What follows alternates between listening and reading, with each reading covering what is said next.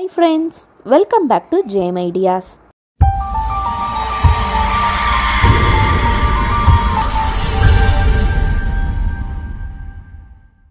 இன்னைக்கு நம்ம சேனல்ல டாகி டைம். இந்த வீடியோல டாக்ஸை குளிக்க வைக்கிறது பத்தியும் எந்த நேரங்கள்ல முக்கியமா நம்ம டாகை குளிக்க வைக்க கூடாது அப்படின்றத பத்தியும் பார்க்க போறோம். பொதுவா டாகை குளிக்க வைக்கிறது அப்படின்றது ரொம்ப முக்கியமான ஒரு விஷயம். அதே சமயத்துல நம்ம டாகை ஓயாம குளிக்க வைக்க கூடாது. இது நான் ஏற்கனவே பல வீடியோஸ்ல சொல்லியிருக்கேன். பொதுவாகவே டாக்ஸோட ஸ்கின்ல பாத்தீங்கன்னா ஒரு விதமான ஒரு ஆயில் ஒன்று செக்ரேட் ஆகும். அது ஸ்கின்ல இருக்கிறது தான் அதுக்கு ரொம்ப நல்ல ஒரு விஷயம். ஸோ நம்ம அடிக்கொருக்க குளிக்க வச்சோம் அப்படின்னா டாகோட ஸ்கின்ல இருந்து அந்த ஆயில் தன்மை குறைஞ்சிரும். ஸோ அப்போ நம்ம டாகோட ஸ்கின்ல ரேஷஸ் வர்றதுக்கோ இல்லை ஸ்கின் ஒரு மாதிரி அலர்ஜி ஆகிறதுக்கோ இல்லைனா ஹேர் ஃபால் அதிகமாகிறதுக்கோ சான்சஸ் இருக்கு. ஸோ நம்ம டாகை நம்ம எந்த டைமிங்க்கு ஒர்க்கு, அதாவது ஒரு 1 மந்த்துக்கு ஒர்க்கையோ இல்லை ஒரு 45 டேஸ்க்கு ஒர்க்கையோ அது மட்டும்தான் நம்ம குளிக்க வைக்கணும். இதே மாதிரி நம்ம சேனல்ல ஏற்கனவே நிறைய வீடியோஸ்ல ஒரு டாகை நம்ம எப்போ குளிக்க வைக்கணும் அப்படின்றத பத்தி வீடியோஸ் அப்லோட் பண்ணியிருக்கோம். ஆனா நிறைய பேத்துக்கு வரக்கூடிய டவுட்டு, இந்த சர்டன் சிச்சுவேஷன்ல என்னோட டாகை நான் குளிக்க வைக்கலாமா அப்படின்னு சொல்லிட்டு. ஸோ அதுக்காகவே பாத்தீங்கன்னா எந்தெந்த நேரங்கள்லாம் நம்ம டாகை குளிக்க வைக்கிறத கண்டிப்பா அவாய்ட் பண்ணணும் அப்படின்றத இந்த வீடியோல நான் உங்களுக்கு டீடைலா சொல்லியிருக்கேன்.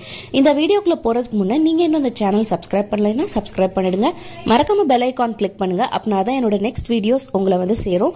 உங்களுக்கு இந்த வீடியோ பிடிச்சிருந்தா லைக் பண்ணுங்க, ஷேர் பண்ணுங்க. நம்ம ஒரு டாகை நம்ம குளிக்க வைக்கணும்னு முடிவு பண்ணா அதுக்கு நம்ம ஒரு டேல எந்த டைமிங்கை ஷெட்யூல் பண்ணா பெஸ்டா இருக்கும் அப்படின்னு சொல்லி பார்க்கலாம். பொதுவா நம்ம டாகை குளிப்பாட்டுறதுக்கு ஒரு 11 மணில இருந்து, அதாவது பகல் 11 மணில இருந்து 2 மணிக்குள்ள நம்ம குளிக்க வைக்கிறது ரொம்பவே பெஸ்டா இருக்கும். ரொம்ப ஏர்லி மார்னிங், அதாவது ஒரு 6 மணி 10 இல்ல ஒரு 8 மணி அந்த மாதிரி குளிக்க வச்சாலோ இல்லைனா ஈவினிங் டைமா ஒரு 4, 5 அந்த மாதிரி குளிக்க வச்சாலோ வெயிலோட ஹீட் பாத்தீங்கன்னா நம்மளுக்கு அதிகமா இருக்காது. ஸோ நம்ம டாகை குளிக்க வச்சதுமே ஈஸியா நம்ம வெயில்ல போய் விட்டோடனே அது உடனே ஃபாஸ்டா ட்ரை ஆகாது. ஸோ நம்ம அந்த மாதிரி வெயில் அதிகமா இருக்கக்கூடிய அந்த 11 to 2 குளிக்க வச்சோம் அப்படின்னா நம்ம டாகை குளிக்க வச்சதும் போய் உடனே நம்ம வெயில்ல விட்டதும் அது ஈஸியா ட்ரை ஆயிரும். அதே சமயத்துல அந்த ஏர்லி டைமிங், அந்த சன் ரைஸ் ஆகக்கூடிய டைமிங்கா இருந்தாலும் சரி இல்ல சன் செட் ஆகக்கூடிய டைமிங்கா இருந்தாலும் சரி, நம்மளுக்கு ஒரு சில குளிரா இருக்கக்கூடிய, அதாவது ஜில்லுன்னு இருக்கக்கூடிய ஊர்கள்ல பாத்தீங்கன்னா இன்டீரியர்ல கூலிங்னஸ் கொஞ்சம் அதிகமாவே இருக்கும். ஸோ அது அந்த கூலிங்னஸோட நம்ம டாகை குளிக்க வச்சோம் அப்படின்னா அதுக்கு ஏதாவது ப்ராப்ளம் வரதுக்கான சான்சஸ் இருக்கு. ஸோ நம்ம நல்ல வெயில் இருக்கக்கூடிய அந்த ஒரு பகல் 11 மணில இருந்து 2 மணிக்குள்ள நம்ம டாகை குளிக்க வைக்கிறது ரொம்ப பெஸ்டா இருக்கும். அடுத்ததா கிளைமேட் சேஞ்சஸ் இருக்கக்கூடிய நேரத்திலேயோ இல்ல மழை பெய்யக்கூடிய நேரத்திலேயோ நம்ம டாகை கண்டிப்பா குளிக்க வைக்க கூடாது. இந்த நேரத்துல நம்ம குளிக்க வச்சோம்னா சமயத்துல டாகுக்கு ஃபீவர் வரதுக்கான சான்சஸ் கூட இருக்கு. இன்னும் ஒரு சில நேரங்கள் பாத்தீங்கன்னா நம்ம டாகுக்கு உடல் ரீதியா ஏதாவது ஒரு இது முடியாம இருக்க வாய்ப்பு இருக்கும். அதாவது சமயத்துல நம்ம டாக் டயரியா போயிட்டு இருக்கும். நிறைய பேர் பாத்தீங்கன்னா டயரியா போகக்கூடிய சமயத்துல டாகோட பெடெக்ஸ் பார்ட் எல்லாமே ஃபுல்லா கம்ப்ளீட்டா ரொம்ப டர்ட்டி ஆயிடுச்சு, ஸோ நம்ம டாகை கிளீன் பண்ணும் அப்படின்ற ஒரு இன்டென்ஷன் டக்குன்னு டாகை குளிக்க வைப்பாங்க. ஆனா இந்த மாதிரி டாக் உடம்பு சரியில்லாத நேரத்துல நம்ம அதை அவசரப்பட்டு குளிக்க வச்சிடவே கூடாது. ஏன்னு கேட்டீங்கன்னா அப்ப அது உடம்புல ஏற்கனவே அதோட இம்யூன் சிஸ்டம் ரொம்ப வீக்கா இருக்கும். ஸோ அந்த நேரத்துல நம்ம அதை குளிக்க வச்சோம் அப்படின்னா சடனா அதுக்கு ஃபீவர் வரதுக்கான சான்சஸ் கூட இருக்கு. ஸோ டாக் டயரியா போயிருக்கக்கூடிய நேரத்துல, டாகுக்கு ஏற்கனவே ஃபீவர் இருக்கக்கூடிய நேரத்துல, டாக் வாமிட் பண்ணிட்டு இருக்கக்கூடிய நேரத்துல, இந்த மாதிரி நேரங்கள்ல நம்ம டாகை குளிக்க வைக்கிறத கண்டிப்பா தவிர்த்திடணும்.